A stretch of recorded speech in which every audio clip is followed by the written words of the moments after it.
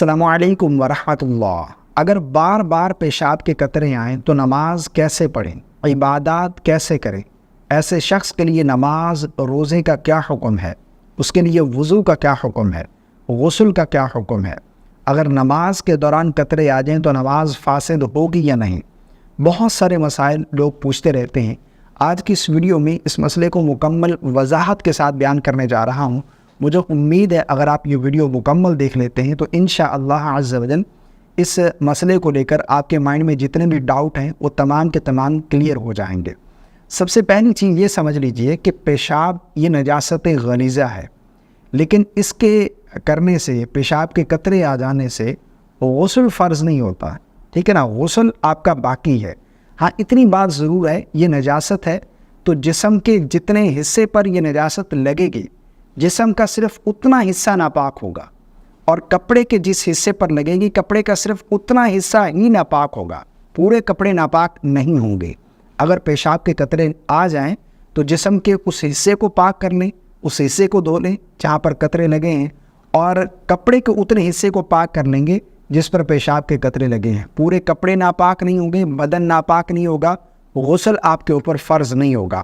ہاں، وضو تھا تو وضو آپ کا فاسد ہو جائے گا۔ یہ چیز کلیئر ہو گئی۔ اب دوسری بات دیکھیں، اس میں دو طرح کے لوگ ہوتے ہیں۔ بعض لوگوں کو اس طرح قطرے آتے ہیں کہ جب وہ پیشاب کرتے ہیں تو پیشاب کرنے کے 10 منٹ بعد، 20 منٹ بعد، 25 منٹ بعد انہیں پیشاب کے چند قطرے دوبارہ آتے ہیں، تو ان کے لیے الگ حکم ہے۔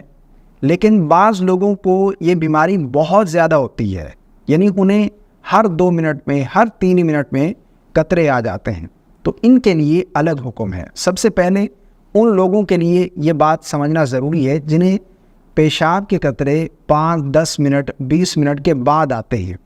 ایسے شخص کے لیے حکم یہ ہے کہ اگر اسے پیشاب کے قطرے آ گئے تو اس کے لیے وضو کرنا ضروری ہے۔ وہ دوبارہ سے وضو کرے گا اور جسم کو بھی دوبارہ پاک کرے گا، اور کپڑے کے جس حصے پر یہ قطرے لگے ہیں اس حصے کو بھی پاک کرے گا۔ اگر نماز کے دوران قطرے آ گئے تو اسے نماز دوبارہ پڑھنی پڑے گی، اس کی نماز جاتی رہی، دوبارہ سے طہارت حاصل کرنے کے بعد وہ نماز ادا کرے گا، وہ شرعی معذور نہیں ہے، ٹھیک ہے نا؟ اب اس کا حل کیا ہے؟ یہاں پر یہ بھی میں آپ لوگوں کو بتاتا چلوں کہ جن لوگوں کو 10، 15 منٹ، 20 منٹ کے بعد قطرے آتے ہیں ان کے لیے بہتر یہ ہے کہ جب وہ واش روم جائیں تو جب وہ اپنی حاجت سے فارغ ہو جائیں، یعنی انہیں لگے اطمینان کے ساتھ ایک تو حاجت سے فارغ ہوں، اور دوسری بات یہ ہے کہ جب پیشاب کر لیں تو تھوڑی دیر بیٹھیں۔ اور بیٹھنا کیسے ہے کہ بائیں پاؤں پر دباؤ دے کر بیٹھیں، لیفٹ پاؤں جو ہے اس کے اوپر دباؤ دیں، زور دیں، اور تھوڑا کھانسیں زور سے، اس طرح سے اس طرح کھانسنے سے پیشاب کی نالی میں جتنا بھی باقی پیشاب ہے، رکا ہوا ہے، وہ نکل جائے گا، خارج ہو جائے گا، تو اس کے بعد آپ کو دوبارہ یہ پرابلم نہیں ہوگی۔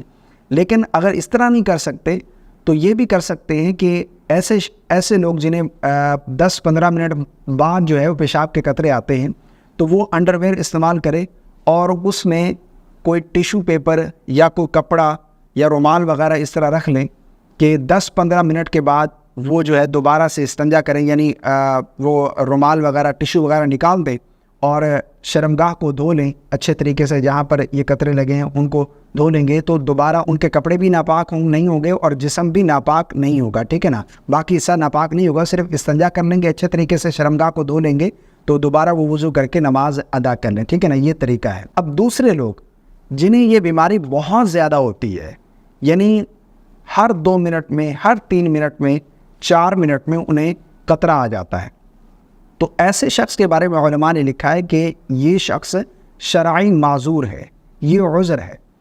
ایسے شخص کے لیے حکم یہ ہے کہ وہ نماز کے لیے وضو کرے، یعنی ظہر کے وقت اس نے وضو کیا ہے تو اس وضو کے ساتھ وہ ظہر کے وقت میں جتنی مرضی نمازیں پڑھنا چاہے وہ پڑھ سکتا ہے۔ پیشاب کے قطرے آنے کی وجہ سے اس کا وضو فاسد نہیں ہوگا، اور نہ ہی اس کے کپڑے ناپاک ہوں گے، نہ ہی اس کا بدن ناپاک ہوگا۔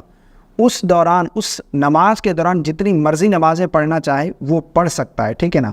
ہاں، اس کے علاوہ کسی اور وجہ سے وضو فاسد ہو گیا، جیسے ہوا خارج ہو گئی یا وہ باتھ روم چلا گیا, ٹوائلٹ اس نے یوز کر لیا, تو پھر تو اس کو دوبارہ وضو کرنا پڑے گا. لیکن پیشاب کے قطرے آتے رہے تو اس سے اس کا وضو باقی رہے گا, اس کا وضو فاسد نہیں ہوگا, اس کو وضو کرنے کی حاجت نہیں ہے. وہ اسی نماز کے دوران جتنی مرضی نمازیں پڑھنا چاہے پڑھ سکتا ہے. جیسے ہی دوسری نماز کا وقت شروع ہوگا تو اب اس کے اوپر طہارت حاصل کرنا دوبارہ یہ ضروری ہے. اب اس کی طہارت جاتی رہی, وہ دوبارہ سے جسم کا جس حصے پر یہ نجاست لگی ہے وہ پاک کرے گا, کپڑے ہوئی وہ پاک کرے گا. دوبارہ سے وضو کرنے کے بعد پھر اسی اگلی نماز کے وقت کے دوران جتنی مرضی نمازیں پڑھتا رہے وہ پڑھ سکتا ہے, اس کا وضو باقی رہے گا, کیونکہ وہ شرعی معذور ہے. ٹھیک ہے نا, اسے یہ شرعی عذر ہے, اس کی وجہ سے اس کے لیے یہی حکم ہے. مجھے امید ہے آپ کو میری بات سمجھ آ گئی ہوگی.